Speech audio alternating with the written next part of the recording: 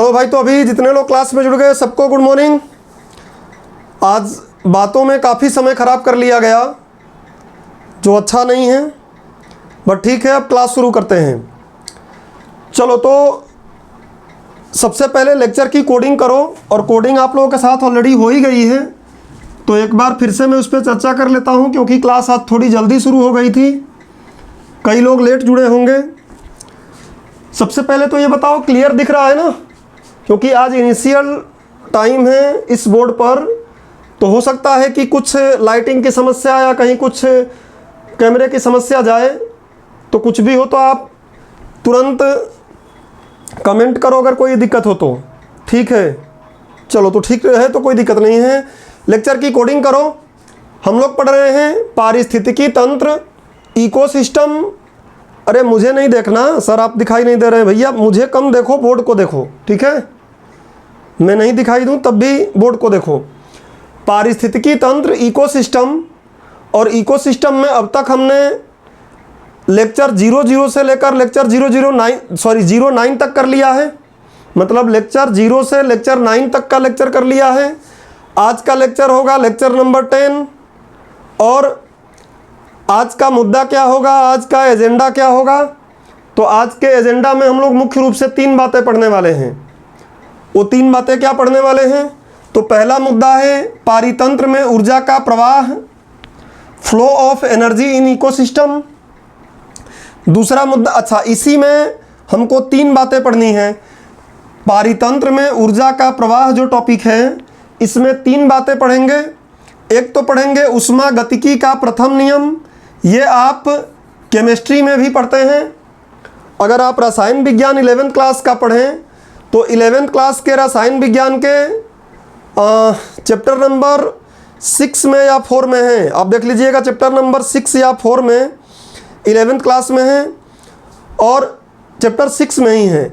और 11th class के physics में अगर पढ़ोगे तो 11th क्लास के फिजिक्स में चैप्टर नंबर 21 में है। एनसीईआरटी में जो 2 बुकें होती हैं उसमें आप 21 में देखोगे तो ये चीज़ मिल जाएगा। खैर, हम लोगों को उतना डिटेल नहीं पढ़ना है। और जो पीडीएफ में आपको भेजूंगा, इवन जो क्लास 12th की बायोलॉजी पढ़ोगे तो क्लास 12th की बायोलॉजी में ठीक यही चैप्टर है इकोसिस्टम, उसमें भी ये नियम मिल जाएंगे। बट हमें यहाँ पे साधारण तौर पे पढ़ना है, सिंपल तौर पे समझना है, हमें बहुत डिटेलिंग नहीं करना है। तो ऊष्मागतिकी का प्रथम नियम, ऊष्मागतिकी का द्वितीय नियम, और एक और काफ़ी महत्वपूर्ण नियम है जिसका नाम क्या है, लिंडेमान का 10% का नियम। तो लिंडेमान का 10% का नियम क्या है वो देखेंगे। उसके बाद कुछ महत्वपूर्ण पद देखेंगे। ये कुछ महत्वपूर्ण पद क्यों देखेंगे? क्योंकि हमें इधर समझना है क्या, देखिए यहाँ पे लिखा हुआ है ना, पारितंत्र में उत्पादकता। तो पारितंत्र में उत्पादकता को समझने के लिए अगर आपको समझ के पढ़ना है तब तो ये 4 शब्द आपको पता होने चाहिए, 4 परिभाषाएं पता होनी चाहिए।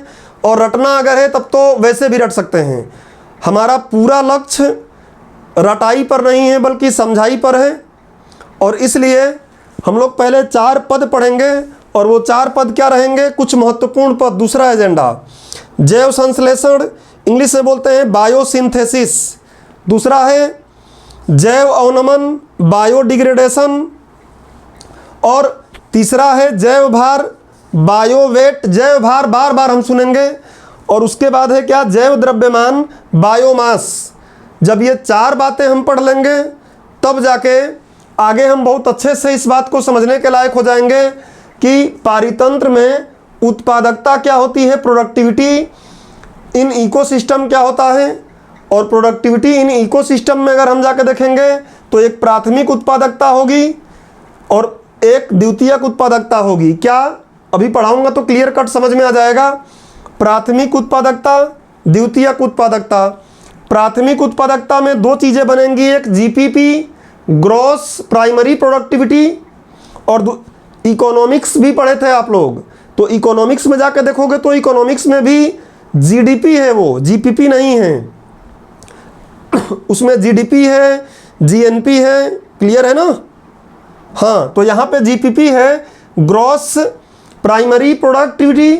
और अगला क्या है, नेशनल प्राइमरी, सॉरी इकोनॉमिक्स तुम लोग दिमाग में लाके इकोनॉमिक्स ला दिए, नेट प्राइमरी प्रोडक्टिविटी। और सेकेंडरली क्या है, जो द्वितीयक उत्पादकता क्या है वो हम समझेंगे।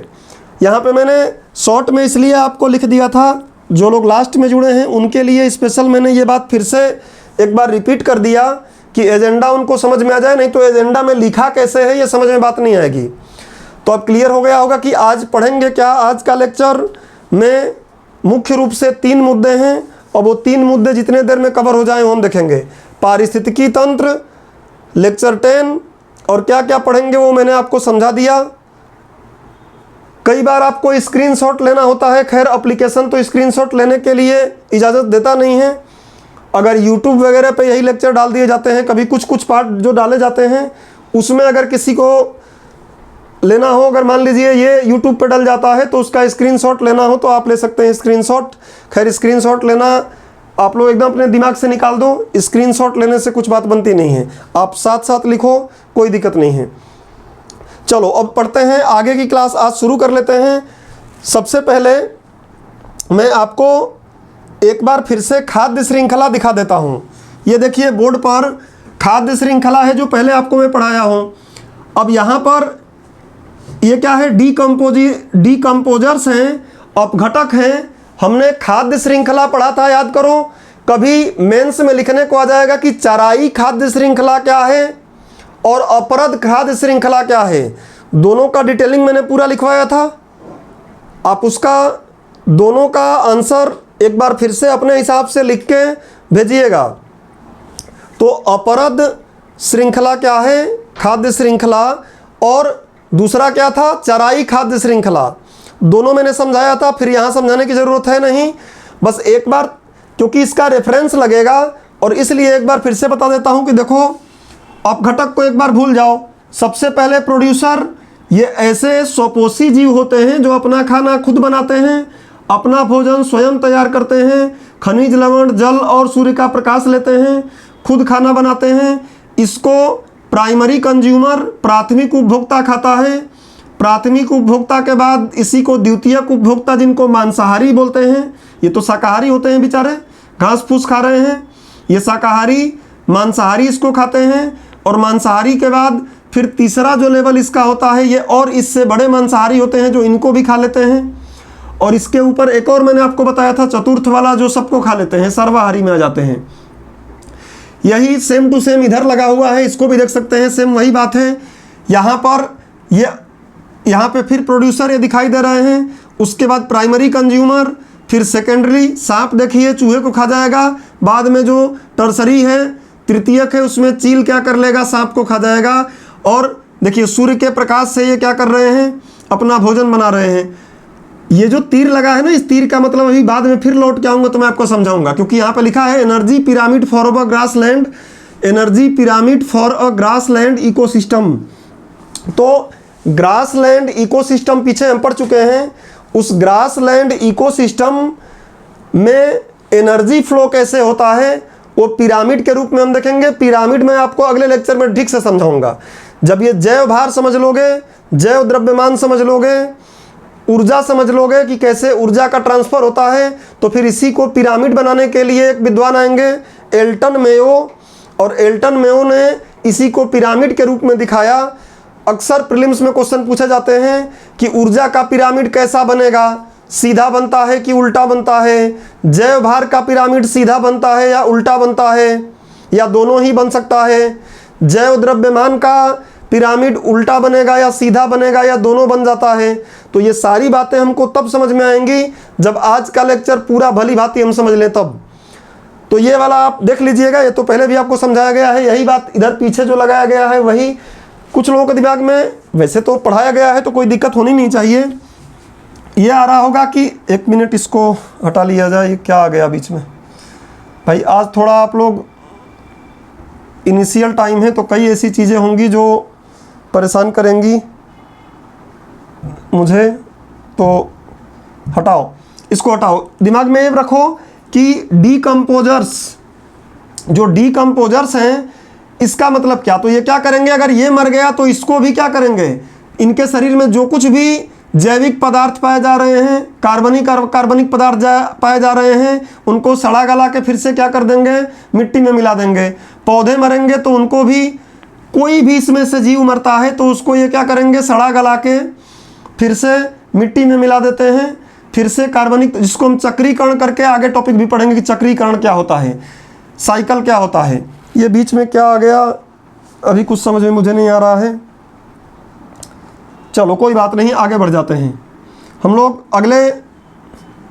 ये तो हो गया कि आज का एजेंडा क्या है, ये क्लियर हो गया, आपको वो दिखा दिया। अब हम लोग सीधे टॉपिक पे अपने आगे बढ़ सकते हैं।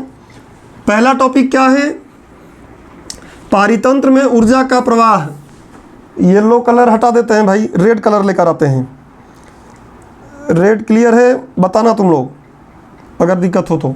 चलो, पारितंत्र में बात सेम ही है, चाहे पारितंत्र बोलो चाहे पारिस्थितिकी तंत्र बोलो, एक ही बात है। कई बार लोग इसी में कंफ्यूज हो जाते हैं, तो इसमें कंफ्यूज नहीं होना है। पारितंत्र में ऊर्जा का प्रवाह, पारितंत्र में ऊर्जा का प्रवाह, इस टॉपिक को हम पढ़ रहे हैं। और इसमें सबसे पहले समझ लो कि कोई भी पारितंत्र है, पारितंत्र क्या है हमने काफ़ी डिटेल में समझा है। तो कोई भी पारितंत्र है, उसको जीवन, ये उसके सस्टेन होने के लिए, उसको रहने के लिए ऊर्जा की आवश्यकता है। हमारा जीवन ही क्या है, ऊर्जा पर आधारित है। अगर ऊर्जा नहीं है तो बात बनेगी नहीं। और ऊर्जा के स्रोत कितने हैं, तो पृथ्वी पर ऊर्जा के स्रोत बहुत से हैं। सूर्य तो है ही, भूतापी ऊर्जा है, ज्वारीय ऊर्जा है, अगर कृत्रिम तरीके से हम चले जाएं तो नाभिकीय ऊर्जा है, और तमाम प्रकार की ऊर्जाएं हैं कृत्रिम पारितंत्र में हम चले जाएं तो ऊर्जाएं बहुत सी हैं। लेकिन जीवन के लिए सबसे मूलभूत जो ऊर्जा है वो कौन सी है, सूर्य की ऊर्जा है। तो आप एक फ्लो चार्ट सबसे पहले ये बना लोगे कि किसी भी पारितंत्र के लिए ऊर्जा एक प्रमुख घटक है। यहाँ मैं लिख रहा हूँ, किसी भी पारितंत्र के लिए, अभी जो हम लोगों की चर्चा चल रही थी क्लास में, इतने देर जो नुकसान हुआ इसमें यही चल रहा था ना कि सर बोर्ड लग गया है तो कहीं पीपीटी पर तो नहीं आ जाएंगे आप।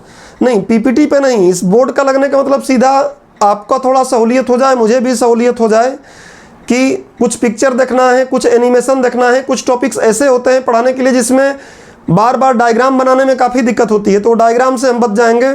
खैर, आपको तो डायग्राम फिर भी हाथ से ही बनाना है, आप चिपका नहीं पाओगे, मैं तो यहाँ चिपका दूंगा लाके, जल्दी हो जाएगा मेरे लिए, थोड़ा सा आपके लिए क्लियर हो जाएगा। और लेकिन आपको तो अगर कोई डायग्राम है बनाना है तो वहाँ पे बनाना ही पड़ेगा।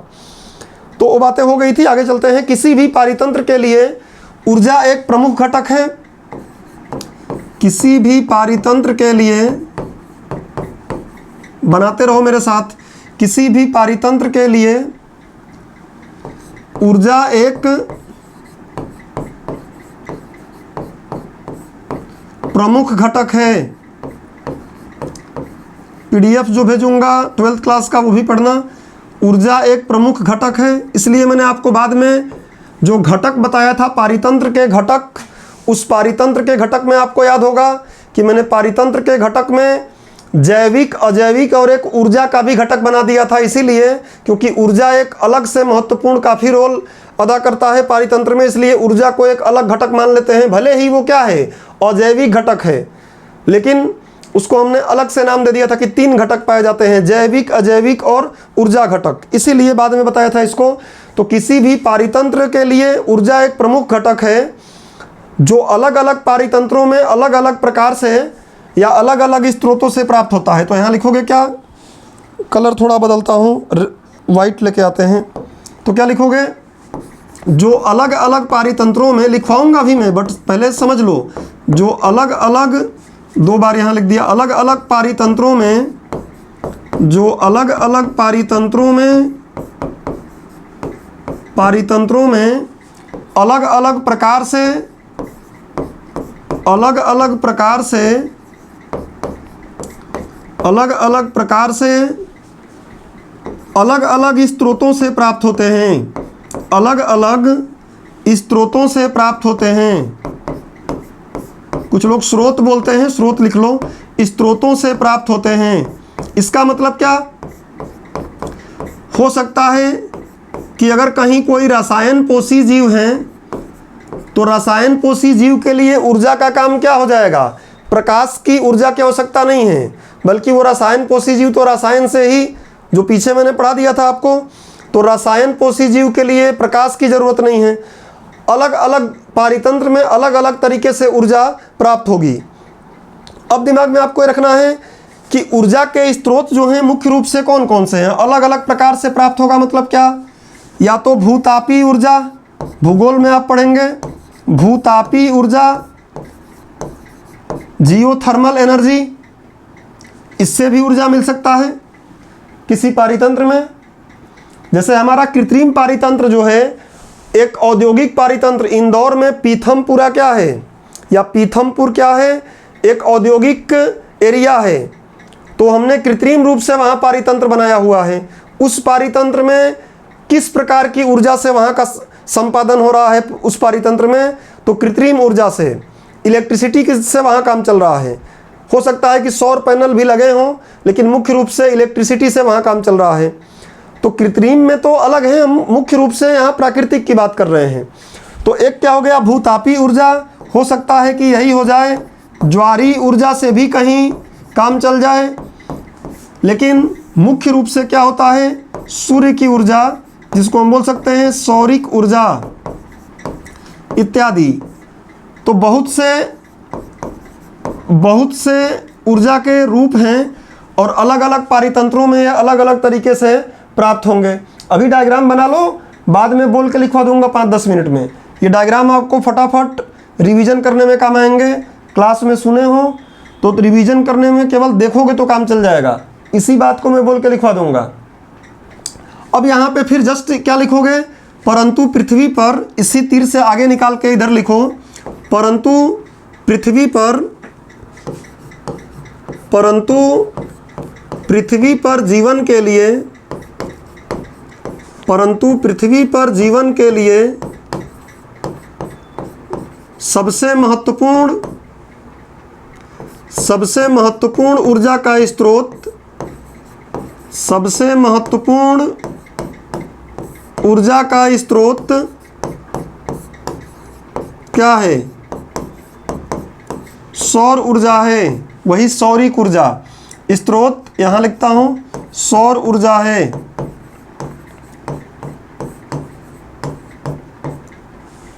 परंतु पृथ्वी पर जीवन के लिए सबसे महत्वपूर्ण ऊर्जा का स्रोत कौन है, सौर ऊर्जा है। इतनी बात तो सबको क्लियर है। जीवन के लिए तो सौर ऊर्जा, पादपों से हमारा खाना मिलता है, पादपों से या फिर जंतुओं से। या तो आप साग खा लेते हो या चिकन खा लेते हो या बकरा खा लेते हो, तो दोनों कहाँ से मिल रहा है, पादप जो पालक जो खा रहे हो कहाँ से ऊर्जा प्राप्त कर रहा है, तो सन की ऊर्जा प्राप्त कर रहा है।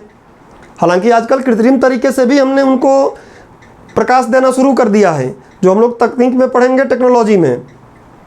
लेकिन मुख्य रूप से अगर हम देखें तो सूर्य की ऊर्जा से पौधे अपना खाना बना रहे हैं, उसको शाकाहारी खा रहे हैं, तो वहाँ से इनडायरेक्टली उनको सूर्य से ही ऊर्जा मिली।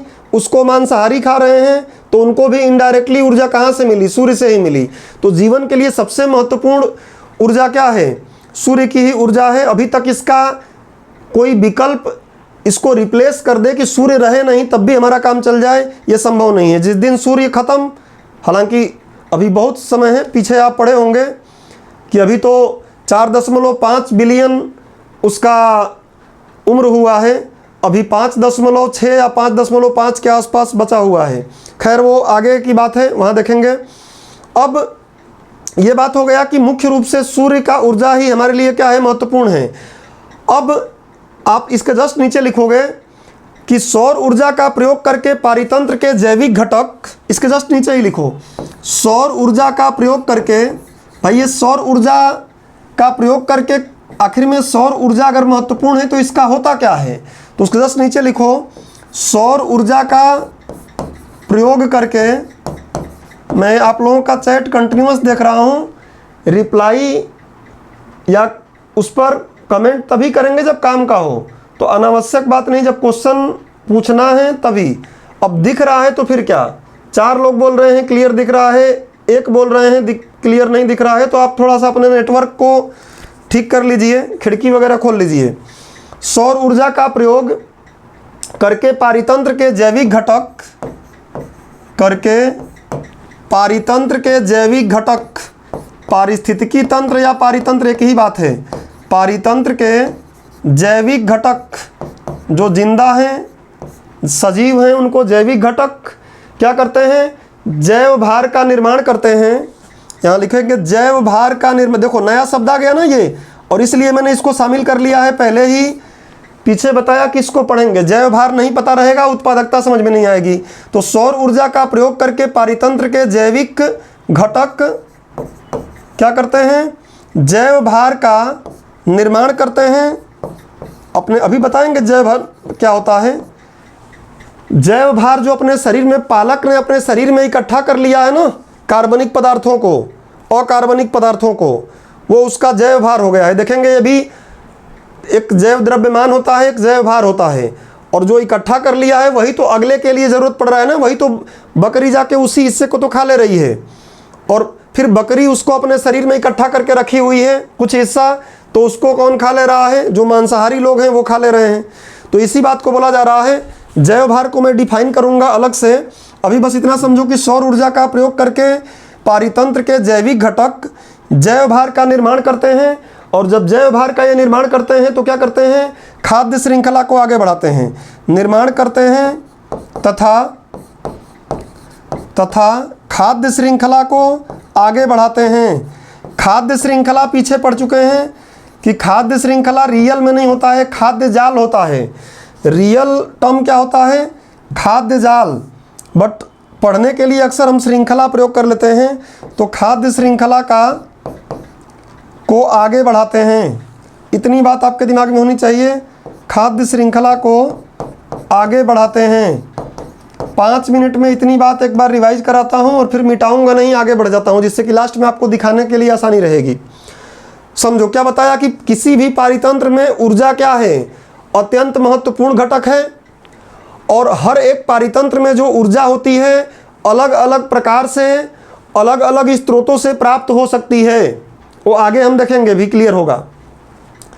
ऊर्जा के इस पृथ्वी पर बहुत से स्रोत हैं, जिनमें से मुख्य हमने 1-2 लिख दिया। भूतापी ऊर्जा, जियोथर्मल, ज्वारीय ऊर्जा और सौरिक ऊर्जा इत्यादि। सारे लिखने की जरूरत नहीं है।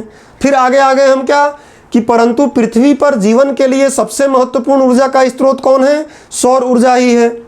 सौर ऊर्जा का प्रयोग करके पारितंत्र के जैविक घटक क्या करते हैं?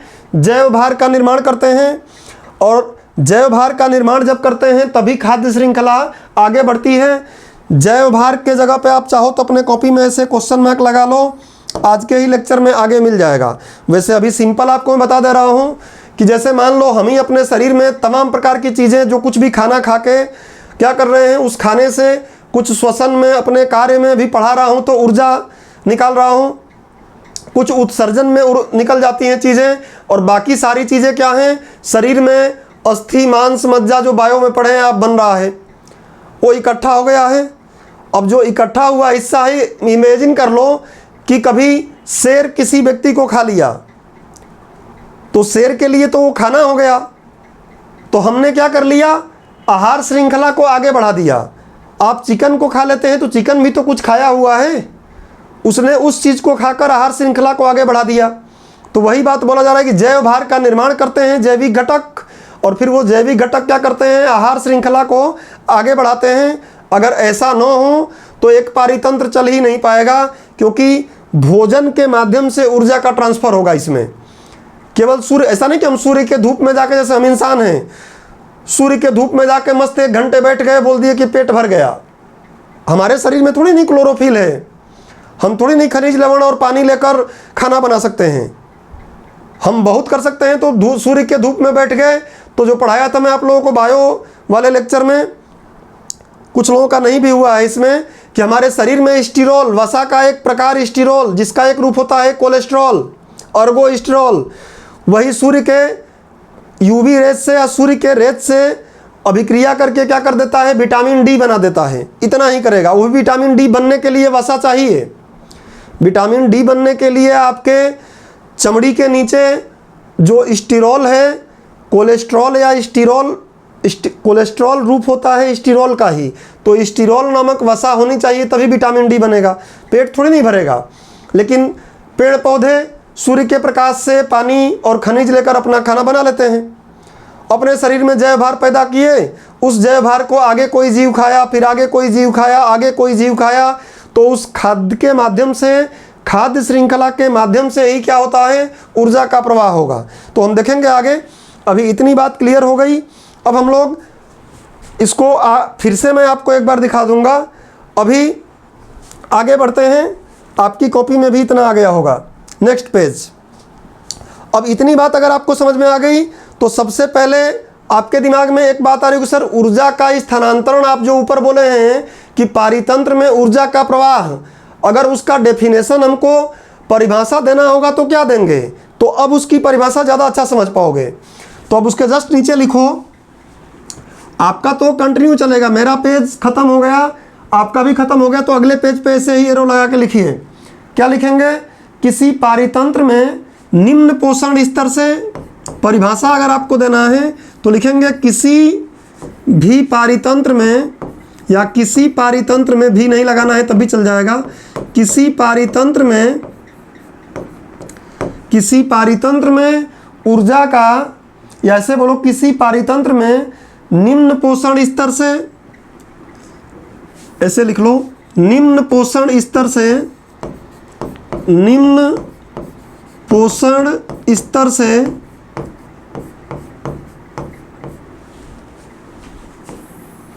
ऊर्जा का, निम्न पोषण स्तर से ऊर्जा का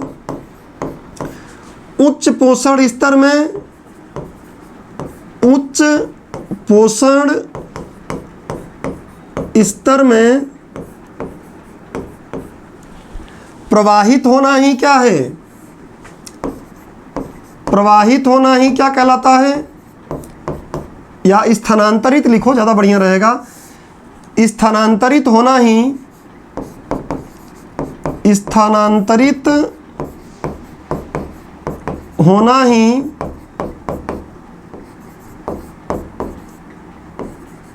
किसी, होना ही उस पारितंत्र में, उस पारितंत्र में, उस पारितंत्र में ऊर्जा का प्रवाह कहलाता है, ऊर्जा का प्रवाह कहलाता है। इस बोर्ड से इतना ही फायदा हो गया है कि जो मैं लिखा हूँ उसको फिर डबल से आपको दिखा पाऊंगा, मिटाने का झंझट नहीं है।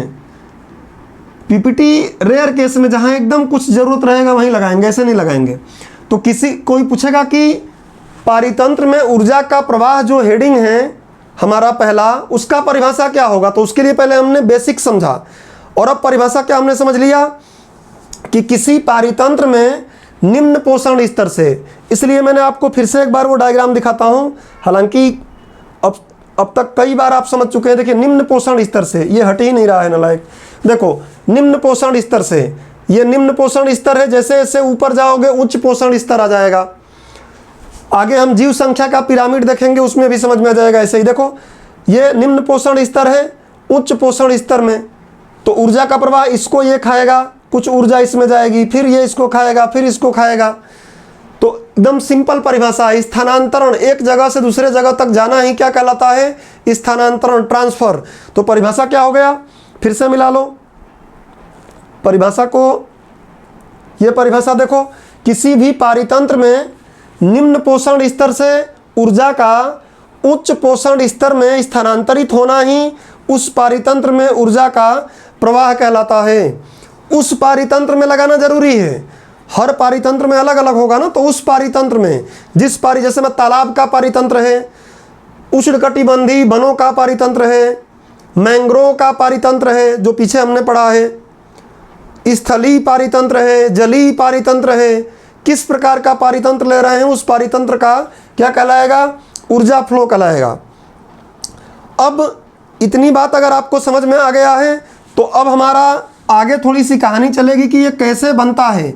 हमने अभी एक टॉपिक, सिर्फ एक परिभाषा को समझने के लिए इतनी बातें किया, अदरवाइज इतना भी लिखवा के मैं आगे बढ़ सकता था। लेकिन मैं नहीं चाहता कि आप एक बार यहाँ पढ़ने के बाद बार बार आपको तकलीफ हो। समझ के पढ़ के जाओगे ना तो क्वेश्चन बड़ा आसान लगेंगे, चाहे प्रीलिम्स हो चाहे मेंस। समझ के नहीं पढ़ के गए हो तो दिक्कत होगी। और जो कुछ भी हम पढ़ रहे हैं सब मैक्सिमम 12th लेवल का, चाहे यूपीएससी निकालना हो चाहे एमपीपीएससी निकालना हो, बार बार बोलता हूँ मैं कि मैक्सिमम 12th का पढ़ना है, मैक्सिमम 12th तक पढ़ना है, उससे ज़्यादा नहीं। हाँ, बस इतना है कि 12th तक के मैक्सिमम उसमें सारे सब्जेक्ट ही पढ़ने हैं आपको। पहले पीसीएम पढ़ लिए, physics chemistry math Hindi English आ जाता था बस, अब इतिहास भूगोल इकोनॉमिक्स सब पढ़ना है, बस इतना अंतर है। चलो अब थोड़ा दिमाग में रखो कि किसी खाद्य श्रृंखला में ऊर्जा के प्रवाह को समझने के लिए, यहाँ लिखो, किसी खाद्य श्रृंखला में, वैसे तो खाद्य जाल वास्तविक रूप में होता है, पहले बता दिया हूँ मैं आपको, जो टफ काफ़ी होता है। घास को केवल चूहा ही नहीं खाता है बल्कि घास को और भी बहुत जीव खाते हैं। जो मैंने फूड वेब बनाया था, जाल बनाया था, रियल में वो होता है। पढ़ने के लिए श्रृंखला का प्रयोग अक्सर करते हैं हम। तो किसी खाद्य श्रृंखला में ऊर्जा के प्रवाह को समझने के लिए, ऊर्जा के प्रवाह को समझने के लिए, ऊर्जा के प्रवाह को समझने के लिए निम्नलिखित 3 नियमों का, ऊर्जा के प्रवाह को समझने के लिए निम्नलिखित 3 नियमों का ज्ञान आवश्यक है। निम्नलिखित 3 नियम महत्वपूर्ण हैं। डायरेक्ट में लिंडमान का नियम आपको बता दूं तो आपका काम चल जाएगा, लेकिन डायरेक्ट नहीं, थोड़ी सी बातें हम कर लेंगे जिससे कि क्लियर हो जाए। तो आप ये उसके नीचे ही लिख लीजिए, किसी खाद्य श्रृंखला में ऊर्जा के प्रवाह को समझने के लिए निम्नलिखित 3 नियम महत्वपूर्ण हैं। अच्छा ये बताओ कि अब इसको बोल के मैं इतना लिखवाऊं या नहीं, क्योंकि यही बात तो डबल से लिखवाऊंगा, सेम यही बात लिखवाऊंगा, तो उसका मैं पीडीएफ भेज दूंगा एप्लीकेशन पर ही। आप लोगों के बैच में उसका पीडीएफ भेज दूंगा एप्लीकेशन में। तो आपको अगर पैसेज में लिखना होगा तो वैसे लिख लीजिएगा, मैंने इसको डायग्राम फॉर्म में कर दिया, ठीक है। इक्का दुक्का लाइन और बढ़ जाएगा उसमें, जब पैसेज में करोगे तो मैं आपको पीडीएफ भेज दूंगा। चलो इतनी बात हो गई। अब ये 3 नियम क्या है पहले ये समझो, फिर अगले मुद्दे पर चलें। देखो 3 नियम क्या है। सबसे पहले हम पढ़ेंगे ऊष्मागतिकी का प्रथम नियम। यहाँ से शुरू इस बार करता हूँ। सबसे पहले करेंगे ऊष्मागतिकी का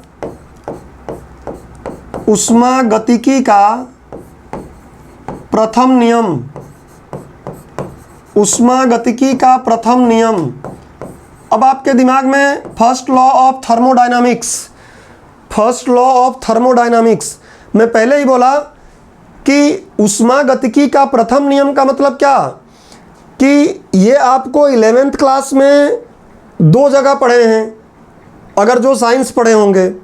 एक तो केमिस्ट्री के चैप्टर नंबर 6 में, एनसीईआरटी डाउनलोड करके आप देख सकते हैं, मैं भेज भी दूंगा उस वाले चैप्टर को। और 12th के फिजिक्स में भी है ऊष्मागतिकी। तो हमें उस लेवल पे नहीं जाके पढ़ना है, लेकिन इतना बात ज़रूर हमको पता होना चाहिए। अच्छा दूसरी बात और, आप सिलेबस देखो, एमपीपीएससी का सिलेबस यहाँ लिख रहा हूँ, इसको मिटा दूंगा इतनी बातें। एमपीपीएससी मेंस का पेपर 3rd जाके देखो, सिलेबस आपके पास है। मेंस के पेपर 3rd का यूनिट 3rd यूनिट फर्स्ट का यूनिट फर्स्ट अगर आप देखोगे तो यूनिट फर्स्ट में लास्ट वाला पॉइंट लिखा हुआ है क्या, ऊष्मा। लास्ट पॉइंट का नाम लिखा है क्या, ऊष्मा। बहुत जल्दी कल या परसों से 2019 और 2000 मतलब पुराना सिलेबस और नए सिलेबस को मिला के एक बार सिलेबस का डिस्कशन करूंगा मैं, और वो यूट्यूब पर भी उपलब्ध रहेगा। आप लोगों के साथ नहीं करूंगा क्योंकि आपका प्रीलिम्स आ रहा है, परेशान होंगे आप लोग, तो मैं उसको रिकॉर्ड ही करूंगा। आप उसको जब भी समय मिलेगा देखिएगा। सिलेबस वैसे तो आप लोगों को समझाया गया है, लेकिन उसमें और बेहतर समझ में आएगा, क्योंकि उस समय वाइट बोर्ड पे लिख के कर रहा था, अब इसमें पीडीएफ लगाकर फिर समझाएंगे, ज़्यादा क्लियर समझ में आएगा। तो ऊष्मा में जाकर देखोगे 3 बातें इसमें लिखा हुआ है, मैं सिलेबस से ही बोल रहा हूँ। तापमापन, थर्मामीटर, ऊष्मा का रूपांतरण, 3 बातें बोला है क्या। तापमापन, फिजिक्स में पढ़े हैं कि ताप क्या होता है, ऊष्मा अलग चीज़ है, ताप अलग चीज़ है, दोनों में अंतर है। थर्मामीटर, विभिन्न प्रकार के थर्मामीटर भी होते हैं। और एक और चीज़ बोला हुआ है इसमें, क्या, ऊष्मा का रूपांतरण। बस समझ लो कि ऊष्मा का रूपांतरण में ऊष्मागतिकी का नियम आ जाएगा। सॉरी, ऊष्मा का रूपांतरण। अब सिलेबस जिनको आइडिया नहीं है वो कई बार उनको लगता है कि ऊष्मागतिकी का नियम फिजिक्स में नहीं मिलेगा। फिजिक्स में मिलेगा। ये क्यों? ऊष्मा का रूपांतरण आपको पता है ना कि अभी जो मैं बोल रहा हूँ ना, तो खाद्य ऊर्जा, 2-4 रोटी खाया हूँ उससे ऊर्जा मिली है, तो खाद्य ऊर्जा को ध्वनि ऊर्जा में मैं क्या कर रहा हूँ, परिवर्तित कर रहा हूँ। ऐसे ही जो प्रकाश संश्लेषण की प्रक्रिया है, प्रकाश संश्लेषण में क्या होता है, जो प्रकाश संश्लेषण है, प्रकाश संश्लेषण की प्रक्रिया में आप देखोगे तो पौधे क्या करते हैं, 6CO2 कार्बन डाइऑक्साइड ले लिए, उसके बाद 6H2O, फॉर्मूला सही है ना, हाँ, और उसके बाद क्या करते हैं, ये ग्लूकोज बनाते हैं C6H12O6, और उसके बाद फिर इसके साथ साथ वो ऑक्सीजन निकालते हैं, जिसको हम लोग या अन्य जीवधारी जो ऑक्सीजन लेते हैं, ऑक्सीशोषण करते हैं, वो लेते हैं। तो ये भी क्या कर रहे हैं, यहाँ प्रकाश है ना, प्रकाश संश्लेषण में प्रकाश यहाँ मिल रहा है, तो प्रकाश ऊर्जा किस में बदल रही है, देखिए रासायनिक ऊर्जा में परिवर्तित हो रही है, या एक तरीके से फूड ऊर्जा में भी बदल रही है, ये इस तरीके से बोल सकते हो। तो फिजिक्स में भी है ये बात, और फिजिक्स में आपको ऊर्जा का रूपांतरण, जहाँ भी ऊष्मा का रूपांतरण पढ़ेंगे ये बात समझनी पड़ेगी। खैर, हमें पढ़ना है क्या, ऊष्मागतिकी का नियम, थर्मोडायनामिक्स का लॉ, जिससे कि हम पारितंत्र में ऊर्जा के प्रवाह को समझ सकें। उस बीच में मैंने आपको ऊष्मागतिकी के बारे में, अच्छा ऊष्मागतिकी क्या है ये भी समझ लो, फिर पेज बदल देता हूँ। कोई पूछ ले कि ऊष्मागतिकी क्या है, तो थोड़ा इससे और क्लियर हो जाएगा। ऊष्मागतिकी का मतलब सिंपल अभी बताना कि मैं रसायन और भौतिक की शाखा नहीं बोल रहा हूँ कि रसायन की शाखा या भौतिक की शाखा, मैं तो बोल रहा हूँ विज्ञान की शाखा। क्या बोलोगे, विज्ञान की वह शाखा जिसमें ऊष्मा, लिख लो काम करेगा, हर बात समझते हुए चलो, विज्ञान की वह शाखा जिसमें ऊष्मा के रूपांतरण से संबंधित, ऊष्मा के रूपांतरण से संबंधित विषयों का, नोट डाल के कहीं लिख लेना इसको, संबंधित विषयों का अध्ययन किया जाता है, विषयों का अध्ययन किया जाता है। क्या कहते हैं नहीं लिखूंगा मैं, आप खुद लिख लो, किया जाता है, उसको क्या बोलते हैं, ऊष्मागतिकी। प्रथम नियम नहीं है, नींद में मत रहना, मैं ऊष्मागतिकी क्या है बस ये अभी समझा रहा हूँ, क्योंकि जब उधर फिजिक्स की टॉपिक को बताया तो ऊष्मागतिकी को सिंपल मैंने बता दिया आपके हिसाब से। क्या बताओगे कि विज्ञान की वह शाखा जिसमें ऊष्मा के परिवर्तनों का अध्ययन किया जाता है या ऊष्मा के रूपांतरण से संबंधित विषयों का अध्ययन किया जाता है, क्या कहलाता है, ऊष्मागतिकी।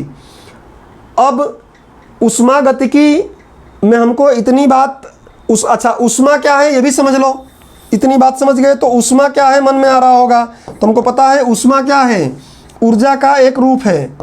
ऊष्मा क्या है, ऊर्जा का एक रूप है, जिसके होने से वस्तुएं गर्म, जिसके होने से वस्तुएं क्या होती हैं, गर्म, जिनके होने से वस्तुएं गर्म व न होने से वस्तुएं ठंडी प्रतीत होती हैं, न होने से वस्तुएं ठंडी प्रतीत होती हैं। अब देखो ये फिजिक्स की बातें हैं, लेकिन मेरा लक्ष्य ये रहता है कि मैं आपको हर एक चीज़ समझाते चलूं। मैं अब तक ऊष्मागतिकी का प्रथम नियम समझा दिया होता, द्वितीय नियम भी समझा दिया होता, लेकिन आपको एक बार सिलेबस से मैंने जोड़ा कि एमपीपीएससी के मेंस का पेपर 3rd में जाकर देखोगे, यूनिट 1 में लास्ट पॉइंट दिया है ऊष्मा, और इसमें 3 बातें लिखा है। ऊष्मा का रूपांतरण जो बोला है, उस ऊष्मा के रूपांतरण नाम से आप देखो परिभाषा, यहाँ ऊष्मागतिकी का जो सिंपल परिभाषा मैंने बताया, इससे समझ में आ रहा है कि वहाँ कभी आपको मेंस में, जैसे इस बार मेंस में परेशान कर दिया ना, VSPER जो पूछा था केमिस्ट्री में, वैसे कभी पूछ ले, आप बोलोगे सिलेबस में नहीं था, तो सिलेबस में था। तो ये बात आप दिमाग में रखो। ऊष्मा के और भी डेफिनेशंस दिए जा सकते हैं, ऊष्मागतिकी के भी अन्य और तरीके से डेफिनेशन दिए जा सकते हैं। मैंने आपको सामान्य अध्ययन के हिसाब से समझ में आ जाए इस प्रकार से बातें बताई हैं। अब ऊष्मागतिकी का प्रथम नियम अगले पेज पे करेंगे। इतनी बातें आपको समझ में आ गई हैं तो ऊष्मागतिकी का प्रथम नियम क्या है, बचपन से सुनते आ रहे हो। ऊष्मागतिकी का प्रथम नियम, ऊष्मागतिकी का प्रथम नियम क्या बोलता है? तो इसको ऊर्जा संरक्षण का नियम भी बोलते हैं। इसे ऊर्जा संरक्षण का नियम भी कहते हैं, ऊर्जा संरक्षण का नियम भी कहते हैं। इसके अनुसार ये बोलता क्या है? तो इसके अनुसार किसी बंद निकाय की ऊर्जा, अब बंद निकाय क्या है वो फिजिक्स में देखिएगा जब पढ़ेंगे, तो जिनका छूट गया है वो वहाँ पढ़ेंगे तो देखेंगे, और जिनका हो गया है उनको आइडिया है। मैंने निकाय बहुत डिटेल में समझाया था। किसी बंद निकाय की ऊर्जा, किसी बंद निकाय की ऊर्जा सदैव संरक्षित रहती है। अब बड़ा टफ लैंग्वेज हो गया है आपके लिए, सदैव संरक्षित होती है या रहती है। अब ये तो काफ़ी टफ हो गया, इसी को आप कैसे बोलोगे? अर्थात इसी बात को हम बोलते हैं, अर्थात ऊर्जा को न तो उत्पन्न किया जा सकता है, ऊर्जा को न तो उत्पन्न किया जा सकता है, ऊर्जा को न तो उत्पन्न किया जा सकता है और न ही नष्ट किया जा सकता है या विनष्ट किया जा सकता है, नष्ट किया जा सकता है,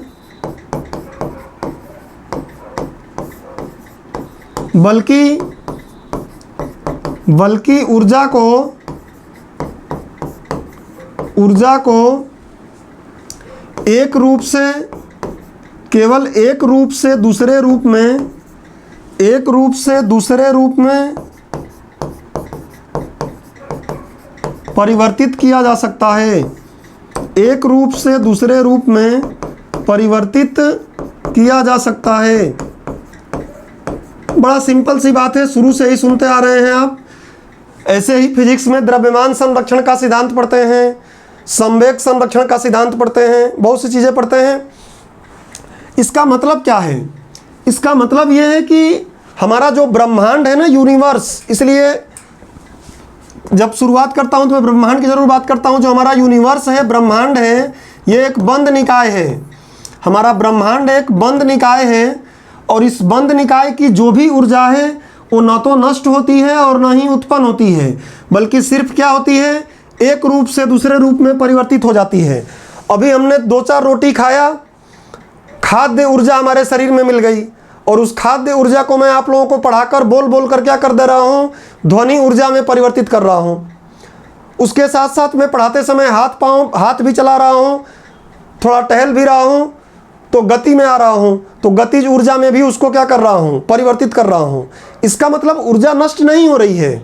इसका मतलब सिर्फ इतना है कि एक प्रकार की ऊर्जा दूसरे प्रकार की ऊर्जा में क्या हो जा रही है, बदल जा रही है। अर्थात आप ऐसा भले ही बोल सकते हो कि एक प्रकार की ऊर्जा जैसे ही अदृश्य होती है, समाप्त होती है, तो वो उतनी ही प्रकार की दूसरे प्रकार की ऊर्जा क्या हो जाती है, निर्मित हो जाती है। इस बात को ऐसे भी आप बोल सकते हो। तो एक काम करो, ये बात तो लिख ही लिए, इसके जस्ट नीचे एक लाइन और लिख लो।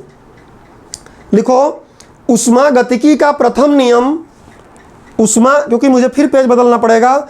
ऊष्मागतिकी का प्रथम नियम ऊर्जा के विभिन्न रूपों की तुल्यता को दर्शाता है। प्रीलिम्स में कभी पूछ लेगा, ऊर्जा के विभिन्न रूपों की क्या करता है, तुल्यता को दर्शाता है। ऊर्जा के बहुत से रूप हैं, ऊर्जा के विभिन्न रूप हैं, ऊर्जा के विभिन्न रूप जैसे देखिए, ध्वनि ऊर्जा, प्रकाश ऊर्जा, यांत्रिक ऊर्जा, तमाम प्रकार की ऊर्जा है। इन सभी ऊर्जाओं में तुल्यता को दिखाता है। तुल्यता मतलब बराबर, तुल्यता मतलब क्या, इक्विवेलेंट को दिखाता है। मतलब ध्वनि ऊर्जा बदल जा सकती है प्रकाश में, प्रकाश ऊर्जा बदल सकती है ध्वनि में, यांत्रिक ऊर्जा बदल सकती है प्रकाश में, विद्युत ऊर्जा बदल सकती है, प्रकाश में बदल ही रही है। अभी मैं पढ़ा रहा हूँ तो यहाँ पे लाइटिंग है, इलेक्ट्रिसिटी से जल रहा है, तो विद्युत ऊर्जा कन्वर्ट हो रही है किस में? प्रकाश ऊर्जा में। मतलब हमको लग रहा है कि विद्युत ऊर्जा नष्ट हो रही है, हमको ऐसा आभास हो रहा है कि विद्युत ऊर्जा नष्ट हो रही है। बट अब आप बोलेंगे विद्युत ऊर्जा अदृश्य हो रही है, हमें लग रहा है कि नष्ट हो रही है, लेकिन वो किसी अन्य फॉर्म में क्या हो जा रही है? कन्वर्ट हो जा रही है, प्रकाश ऊर्जा में कन्वर्ट हो गई है। यहाँ पे पंखा चल रहा है, पंखा में विद्युत आई तो ये विद्युत क्या हो गया है? गतिज ऊर्जा में कन्वर्ट हो रहा है या यांत्रिक ऊर्जा में कन्वर्ट हो गया है। अभी आगे कुछ और आपके मन में आ रहा है कि सर ये बोलिए, वो दूसरे नियम में बोलेंगे। अभी इतना बस समझो, यही मैं आपको फिजिक्स पढ़ा रहा होता तो इसका और बहुत बड़ा बातें होती, लेकिन वो प्योर फिजिक्स पढ़ते हैं आप 12th का या फिर IIT JEE का, तब यहाँ इतना ही जानना है खासकर पारितंत्र के लिए। तो ये बात आपको सबको क्लियर हो गई कि ऊष्मागतिकी का प्रथम नियम क्या है कि ऊर्जा न तो नष्ट होती है। अच्छा, इसका पारितंत्र में क्या समझ रहे हो? जैसे खा पी के ऊर्जा बन रही है ना शरीर में, हम लोग सर्वाहारी हैं तो तमाम प्रकार के भोजन से ऊर्जाएं हमारे शरीर में आ रही हैं। अंततः एक दिन मरना है, तो मरने के बाद या तो जला दिया जाएगा या तो दफना दिया जाएगा। जला दिया गया तो विभिन्न प्रकार के प्रकाश ऊर्जा में, ताप ऊर्जा में हम कन्वर्ट हो जाएंगे, और दफना दिया गया तो सूक्ष्म जीव आएंगे और धीरे धीरे उसको क्या कर देंगे? फिर से विभिन्न प्रकार की ऊर्जाओं में मुक्त कर देंगे, विभिन्न कार्बनिक पदार्थों में मुक्त कर देंगे। मतलब ऊर्जा नष्ट नहीं हुई, ऊर्जा का फिर से क्या हो गया? रूपांतरण हुआ। और इसी को एक नए टॉपिक से हम पढ़ेंगे, चक्रीकरण, साइक्लिक। किस किस तरीके से चक्रीकरण होता है? नाइट्रोजन का चक्रीकरण, फास्फोरस का चक्रीकरण, ऑक्सीजन का चक्रीकरण, जल का चक्रीकरण, ये सारी बातें आगे हम पढ़ेंगे। और समझ में तभी आएगी जब ये बात हमको आ रहा होगा। इतनी बात अगर आपको क्लियर हो गई ऊष्मागतिकी का प्रथम नियम। अब ध्यान रखिएगा, मैं पहले ही बता दिया कि अगर कोई एक प्रकार की ऊर्जा जितनी मात्रा में, एक प्रकार की ऊर्जा, ये फर्स्ट प्रकार की कोई ऊर्जा है, जितनी मात्रा में ये आपको नष्ट होती हुई दिखेगी, नष्ट होती ही नहीं है बट हमको लगता है ऐसा, तो जितनी मात्रा में ये नष्ट होती हुई, कम होती हुई हमको दिखेगी, 100% है कि इस बंद निकाय, ब्रह्मांड रूपी बंद निकाय में किसी दूसरे रूप में कोई दूसरी ऊर्जा इतनी ही मात्रा में क्या होगी? इतनी ही मात्रा में 100% बढ़ी होगी। यही ये नियम बताता है। काफ़ी कुछ बातें हो गई क्लियर, आपको बात समझ में आ गई होगी। पारितंत्र में कैसे इसका यूज है आगे और मिलेगा। आता हूँ मैं अगले पेज पर, और अब हम बात करते हैं पारितंत्र के दूसरे नियम का, मतलब ऊर्जा प्रवाह के दूसरे नियम का, या ऊष्मागतिकी का द्वितीय नियम। ऊष्मागतिकी का द्वितीय नियम, और ये जानना बहुत जरूरी है। अगर ये नहीं जानते हैं आप तो पारितंत्र रट के ही पढ़ेंगे। ऊष्मागतिकी का द्वितीय नियम 12 महीने 14 महीने समय लगाकर अगर आप तैयारी कर रहे हैं तो इस लेवल पर ही हर सब्जेक्ट की तैयारी हो जाती है। सेकेंड लॉ ऑफ थर्मोडायनामिक्स, ये क्या बोलता है? बहुत कुछ टफ बात नहीं है, समझो क्या बोलता है। ये क्या बोलता है कि कोई एक प्रकार की ऊर्जा है, मान लो विद्युत ऊर्जा है, पहले समझ लो फिर लिखवा दूंगा, इसको बोल के लिखवाऊंगा। विद्युत ऊर्जा है, इस विद्युत ऊर्जा को मैं चाहता हूँ, इसको मैं चाहता हूँ, हम सब चाहते हैं, मैं चाहता हूँ कि इसको एक बल्ब में बहाकर, यहाँ एक एलईडी है, एक एलईडी बल्ब है, लाइट एमिटिंग डायोड, इसमें बहाकर केवल क्या लूँ? प्रकाश ऊर्जा लूँ, केवल प्रकाश में कन्वर्ट करूँ, और कुछ हमको चाहिए ही नहीं, केवल प्रकाश में इसको परिवर्तित कर दूँ, केवल प्रकाश में इसको परिवर्तित कर दूँ। ये मैं चाहता हूँ। मेरे चाहने से क्या होगा? प्रकृति चाहे तब तो, प्रकृति ये चाहती ही नहीं है। जब भी आप इस विद्युत ऊर्जा को केवल प्रकाश में बदलने का प्रयास करोगे तो आप 100% जितनी ये है, जितनी विद्युत ऊर्जा को इसमें भेजोगे वो पूरी 100% प्रकाश में बदलेगी ही नहीं। 100% प्रकाश में नहीं बदलेगी, बल्कि क्या होगा? कुछ अन्य ऊर्जाओं में भी बदल जाएगी ये। हम जो नहीं चाहते हैं वैसी ऊर्जाओं में भी बदल जाएगी, कुछ अन्य प्रकार के ऊर्जा में ये बदल जाएगी, कुछ अन्य प्रकार है, स नहीं है, ध्यान रखिएगा, चलो मिटाई देता हूँ। कुछ अन्य प्रकार के ऊर्जा में ये बदलेगी, स्वतः बदल जाएगी, हम चाहें या ना चाहें, स्वतः बदल जाएगी। आज थोड़ी आप लोगों से बातें कम इसलिए हो रही है क्योंकि पहले बहुत समय खा गए हो। कुछ अन्य प्रकार के ऊर्जा में स्वतः बदल जाती है। जैसे यहीं एग्जाम्पल में देखो, आप बल्ब को जाके पकड़ के देखो, गर्म हो गया होगा, बल्ब गर्म हो गया है, और गर्म हो गया है इसका मतलब क्या है, ऊष्मीय ऊर्जा में ऊष्मीय ऊर्जा भी बन रही है, इसीलिए तो हमको गर्म लग रहा है। ऊष्मा भी बताया कि ऊष्मा के होने से ही वस्तु गर्म या ठंडी दिखाई देगी, हमको नहीं रहेगी तो ठंडी, और ऊष्मा है तो गर्म दिखाई देगी। तो बल्ब गर्म क्यों हो गया, हम तो चाह रहे थे कि विद्युत ऊर्जा से सिर्फ प्रकाश लेकर आए, सिर्फ लाइट बने, बट 100% विद्युत ऊर्जा ले गए और उसका कुछ परसेंट तो प्रकाश में बदला, लेकिन कुछ परसेंट उसका अन्य ऊर्जाओं में भी बदल गया। यही है ऊष्मागतिकी का द्वितीय नियम।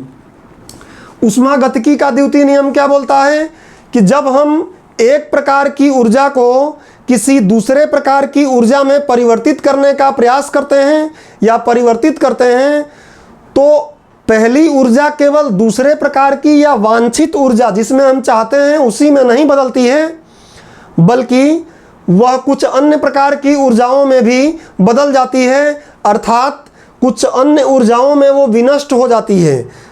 विनष्ट मतलब हमारे लिए विनष्ट हो गई, क्योंकि हम चाह रहे थे कि केवल प्रकाश बने, प्रकाश बना नहीं, तो हमारे लिए वो विनष्ट हो गई। फिजिक्स वगैरह आप लोग पढ़े होंगे, तो आप लोग इसमें पढ़े होंगे क्या, इंजन के बारे में, दक्षता के बारे में। यहाँ भी हम पढ़ेंगे दक्षता, आगे पढ़ेंगे कि पारिस्थितिकी तंत्र की दक्षता क्या होती है, आज के ही लेक्चर में आगे मिल जाए। लेक्चर लंबा होगा, आप स्वभावतः है, आपको पता है कि पहला जो मुद्दा है अभी वही चल रहा है, इसके बाद अभी 4 वो परिभाषाएं हैं, उसके बाद फिर उत्पादकता है, देखेंगे, नहीं हुआ तो एक पार्ट और बना लेंगे। तो ये बात आपको समझ में आ गई, लिख लो इसको, केवल आने से नहीं, क्योंकि लिखना भी तो आपको जरूरी है ना। लिखो इस नियम के अनुसार, कौन दिया था इस पे नहीं जाएंगे, पहले वाले नियम के बारे में मेयर और एक और व्यक्ति था जिसका नाम था मेयर और हेमहोल्ट्ज़, उसने बताया था। द्वितीय के बारे में भी बताया था, तो हमें नाम से मतलब नहीं है, आप सीधे परिभाषा लिखो। इस नियम के अनुसार जब किसी ऊर्जा को एक रूप से, इस नियम के अनुसार जब किसी, इसी बात को लिखवा रहा हूं, आप अपने मन से भी लिख सकते हो अगर हिंदी पर कमांड है तो, और नहीं तो बोलोगे सर 3 नंबर में, 5 नंबर, 11 नंबर में लिखवा दो, रटना पड़ जाएगा, कुछ नहीं कर पाओगे। मैं तो लिखवा रहा हूं कि रिवाइज आप कर पाओ, कभी भूल जाओ तो, अदरवाइज आपको समझ के अपने मन से ही लिखना एग्जाम में, रटना नहीं है। लिखो, इस नियम के अनुसार जब किसी ऊर्जा को एक रूप से दूसरे रूप में परिवर्तित किया जाता है, एक रूप से दूसरे रूप में परिवर्तित किया जाता है, तो पहली ऊर्जा की संपूर्ण मात्रा दूसरे ऊर्जा में परिवर्तित नहीं हो पाती है। पहले ऊर्जा की संपूर्ण मात्रा दूसरे प्रकार की ऊर्जा में परिवर्तित नहीं हो पाती है, बल्कि पहली ऊर्जा का कुछ भाग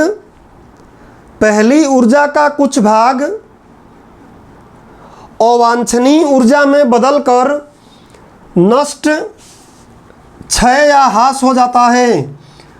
अवांछनीय जो हम नहीं चाह रहे थे, जो हम नहीं चाहते हैं वही अवांछनीय कहलाता है। अवांछनीय ऊर्जा में बदलकर हमारे लिए, पूरे ब्रह्मांड के लिए नहीं, बंद तंत्र नष्ट होगा ही नहीं, हमारे लिए अवांछनीय ऊर्जा में बदलकर क्या हो जाती है, नष्ट हो जाती है। आपको लगता है तो आप इसको क्षय लिख लो, क्षय हो जाता है, या इसी को आप लिख सकते हो ह्रास हो जाता है, ह्रास हो जाता है, जो भी आपको अच्छा लगे, तीनों एक ही बात है। तो ये परिभाषा है, आप दिमाग में इसको रखिएगा। इतनी बात क्लियर है? ठीक है, नहीं डबल से नहीं बोलूँगा, एप्लीकेशन पर रिकॉर्डेड है, आप फिर से एक बार देख लेना, जब भी मौका मिले तो आप कहीं ना कहीं खोए होंगे, कहीं ना कहीं 100% खोए होंगे, इसलिए नहीं लिख पाए होंगे, क्योंकि मैं एकदम ऑफलाइन क्लास का जो बोलने का स्पीड रहता है वही स्पीड रखा था। तो पार्क में तो नहीं थे आप। दिल और दिमाग को क्लास में ही रखो। फिजिकल नहीं दिख रहा हूँ, मोबाइल पर तो दिख रहा हूँ ना, और ऑफलाइन क्लास में कौन सा आके मुझे छू लेते हो, अभी भी नहीं छू पाओगे। चलो अब ऊर्जा प्रवाह से संबंधित लास्ट नियम पढ़ेंगे, फिर पिरामिड में इसकी बात आएगी तो आपको 100% समझ में आएगा।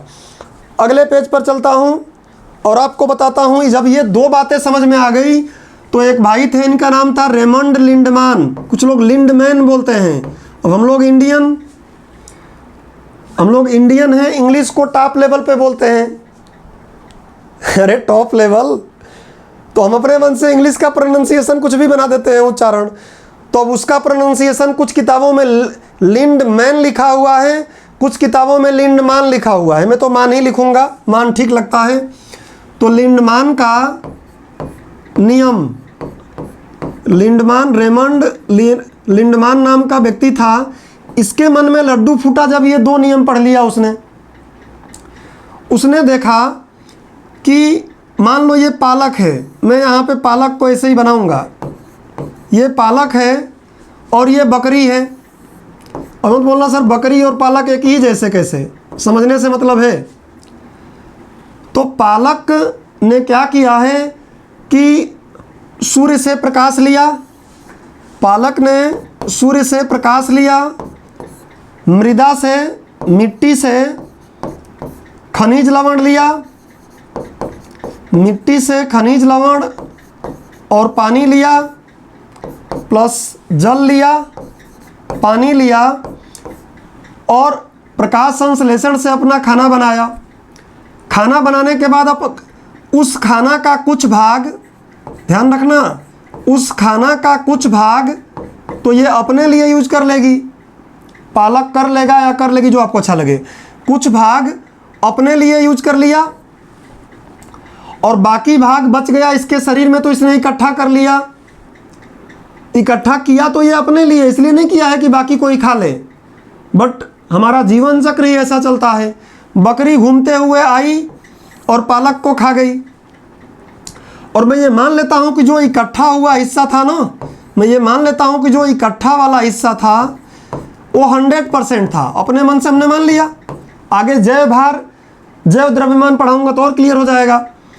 इमेजिन कर लेता हूँ कि 100% इसने इकट्ठा किया था, तो बकरी जब इसको खाएगी ना, तो बकरी में इस खाद्य ऊर्जा का 100% ट्रांसफर नहीं होगा, बल्कि बकरी खाकर कुछ उत्सर्जित कर देगी, कुछ और कर लेगी, तो इसके शरीर में सिर्फ क्या होगा, इसका 10% ही आगे जाएगा, 10% भाग प्रवाहित होगा या स्थानांतरित होगा, 10% भाग ही प्रवाहित होगा। मतलब 100 का 10% निकाल लो, 100 का 10% करोगे क्या आ जाएगा, 10 इकाई। अगर ये 100 इकाई था, इमेजिन कर लो कि 100 इकाई या 100 मात्रक था ये, तो यहाँ कितना, सिर्फ 10 इकाई ही आया। अब इमेजिन कर लो कि इस बकरी को यहाँ पे कोई शेर ही डायरेक्ट ले लो, कोई शेर है और इसने क्या कर लिया, बकरी को खा लिया, तो इसमें ऊर्जा का फिर क्या होगा, 10% भाग ही स्थानांतरित होगा, प्रवाहित होगा या स्थानांतरित होगा। मतलब ये जो हमारा 10 इकाई है ना, 10 का 10% निकाल दो, 10 का 10% निकाल दोगे तो क्या आ जाएगा, 10 इंटू में 10/100 क्या आ जाएगा, एक इकाई, सिर्फ एक इकाई इसके शरीर में आएगा। और ये ऐसा नहीं कि सपने में खोकर लिंडमान साहब ने बता दिया, लिंडमान ने बड़ा इस पे मेहनत करके ये सारा एक्सपेरिमेंट करके देखा कि एक पोषण स्तर से, एक पोषण स्तर है, एक पोषण स्तर से अगले पोषण स्तर पर जो खाद्य ऊर्जा के माध्यम से ऊर्जा का स्थानांतरण होता है वो सिर्फ 10% ही होता है, कुल का 10% से ज़्यादा कदापि नहीं होता है। और ऐसे ही ये चलता रहेगा। इसी को बोला गया है लिंडमान का नियम। लिंडमान ने बताया कि एक पोषण स्तर से दूसरे पोषण स्तर पर जब ऊर्जा का स्थानांतरण होता है और क्रमिक रूप से ऊपर के पोषण स्तर पर ऊर्जा का स्थानांतरण होगा तो हमेशा पहले वाले पोषण स्तर का 10% भाग ही ऊर्जा के रूप में अगले पोषण स्तर पर स्थानांतरित होगा। इसी को बोलते हैं लिंडमान का नियम। और इसलिए जब पिरामिड पढ़ाएंगे ना आप लोगों को, ऊर्जा का पिरामिड, तो देखिएगा हमेशा सीधा ही बनेगा। लिंडमान का नियम लिख लो फटाफट, लिखो। जैव वैज्ञानिक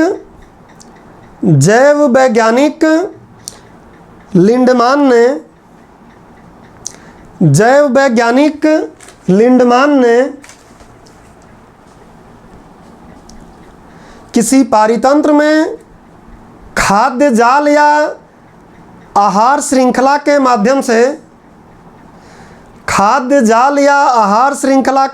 से होने वाली ऊर्जा के प्रवाह के संबंध में एक नियम का प्रतिपादन किया जिसे लिंडमान का, ये बताओ 10% प्राप्ति हो रही है ना, तो जिसे लिंडमान का 10% प्राप्ति का नियम लिखो।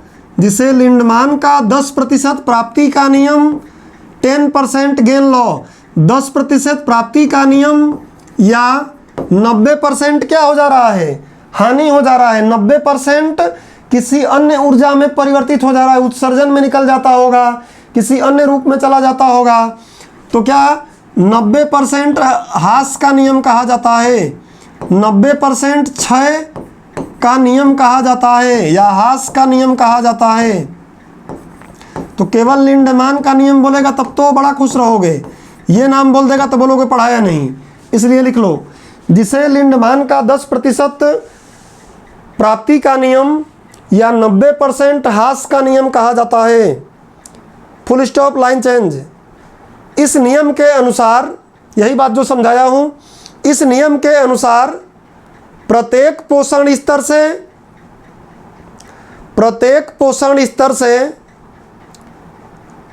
अगले पोषण स्तर में ऊर्जा का प्रवाह केवल 10% ही हो पाता है, केवल 10% ही हो पाता है, जबकि ऊर्जा का 90% भाग, द्वितीय नियम काम करेगा, जबकि ऊर्जा का 90% भाग अवांछनीय ऊर्जा के रूप में क्षयित हो जाता है, हासित हो जाता है, ह्रासित हो जाता है, जो आपको अच्छा लगे। मैं तो खैर जहाँ से बिलोंग करता हूँ वहाँ पे ह्रास बोलते हैं, बट आप हास बोलते हैं तो हास लिख लीजिए, क्षयित लिख लीजिए। जबकि 90% भाग अवांछनीय ऊर्जा के रूप में हासित हो जाता है। यही लिंडमान का नियम है। डायग्राम ये बना ही लिए हो। ये सब पीछे पढ़ा दिया हूँ कि जो प्रथम पोषण स्तर होता है ना, पालक क्या है, प्रथम पोषण स्तर, तो सूर्य के प्रकाश का भी पूरा ऊर्जा ये काम नहीं कर पाते हैं। सूर्य के उस ऊर्जा की मात्रा जिसका प्रयोग जीव प्रकाश संश्लेषण की क्रिया में करते हैं, पीछे पढ़ाया हूँ, बस रिवाइज करा दे रहा हूँ। सूर्य के प्रकाश की ऊर्जा की वह मात्रा जिसका प्रयोग स्वपोषी घटक, या हम बोल सकते हैं कि प्राथमिक घटक प्रकाश संश्लेषण की क्रिया में प्रयोग करते हैं, उसको बोलते हैं पार। पार मतलब क्या, फोटोसिंथेटिकली, इंग्लिश में ही लिखो इसको, इसका हिंदी नाम नहीं है और ये पहले पढ़ा चुका हूँ। फोटोसिंथेटिकली, उसके बाद एक्टिव, सक्रिय, एक्टिव रेडिएशन, और मुख्य रूप से ये लगभग 50-55% आपको बताया था कि होता है, लेकिन पौधे सिर्फ इसका 1 से 5% ही प्रयोग करते हैं। ये सारा बात पहले पढ़ा दिया हूँ, आगे ज़रूरत पड़ेगी तो फिर पढ़ाऊँगा। अब लगे हाथों लिंडमान के नियम के लिए एक बार फिर से फर्स्ट पेज पर आ जाता हूँ, उसके बाद अगले पॉइंट पे आते हैं हम लोग। देखो ये वाला तो पता नहीं क्या हो गया है, हट ही नहीं रहा है, छोड़ो, अभी मुझे ये आता भी नहीं हटाने। देखो यहाँ पे देखो, यही बता रहा है कि सूर्य के ऊर्जा लिए पार, अभी दिमाग में रखना पार, PAR, फोटोसिंथेटिकली एक्टिव रेडिएशन लिए ये पादप क्या कर लिए, अपना खाना खुद बनाए। इनको खाया जब चूहा तो सिर्फ 10%, ध्यान रखिएगा, सिर्फ 10% पास हुआ। चूहे को जब खाया सेकेंडरी कंज्यूमर सांप, तो उसमें 10% गया होगा। मतलब सब सिंपल समझ लो कि ये अगर 1000 है तो 1000 का 10% निकालने लगा इसमें, उसका 10%, उसका 10%, उसका 10%, वही ये एरो बता रहा है। एनर्जी पिरामिड सीधा बना है, वो पिरामिड अभी दिमाग में मत लाओ। तो ये आप दिमाग में रखिएगा। और नीचे आप देख रहे हो यहाँ पे जो ये डीकम्पोजर हैं, ये डीकम्पोजर क्या करते हैं, तो कोई भी मर गया, ये पीछे पढ़ा दिया हूँ, ये कोई भी स्तर वाले मर जाएंगे तो उनको ये सड़ा गला कर फिर से क्या कर देते हैं, मिट्टी में मिला के चक्रीकरण कर देते हैं। जो चक्रीकरण हम आगे पढ़ेंगे, चक्रीकरण, साइक्लीकरण आगे हम पढ़ेंगे कि पारितंत्र में चक्रीकरण कैसे होता है। ये भूगोल में भी आपको काम करेगा, यहाँ तो काम करेगा ही। तो इस तरीके से एक बार फिर से पूरे पॉइंट पे आता हूँ। ये वाला पॉइंट हमने कवर कर लिया। अब पहला इशू खत्म, बड़ा इशू था। अब दूसरा इशू हमको पढ़ना है, कुछ महत्वपूर्ण पद। पहला इशू कितने पेज में ख़त्म हुआ देख लो एक बार। पहला इशू यहाँ से शुरू हुआ, डबल से बात नहीं करूँगा। फिर हमने ये देखा, उसके बाद फिर हमने ये देखा, उसके बाद फिर हमने एक इशू के लिए देखो कितने समय हमने लगाया। उसके बाद फिर हमने ये देखा, उसके बाद फिर हमने ये पेज देखा, और अंततः जाके अब ख़त्म होगा। चलो, तो अब हम लोग इतना बात अगर पढ़ लिए हैं तो अब सेकेंड इशू पढ़ेंगे। और सेकेंड इशू पहले हम जो बनाए हैं उसी को देख लेते हैं, जो हमारा ये। अब सेकेंड इशू क्या रहेगा, हेडिंग डाल लो, कुछ महत्वपूर्ण मुद्दे, कुछ इंपॉर्टेंट इशू। इसमें ये 4 बातें पढ़ेंगे, जैव संश्लेषण, जैव अवनमन, जैव भार और जैव द्रव्यमान। फिर आगे का तीसरा इशू पढ़ेंगे। तो इतनी बात क्लियर, इतनी बात सबको क्लियर हो गई? ठीक है। नहीं, भोपू तो बंद ही है, इसीलिए बंद है क्योंकि इतना आप लोग बजाए हैं शुरू में कि हालत बिगड़ा पड़ा है। चलो, तो अब हम लोग शुरू करेंगे अगला टॉपिक।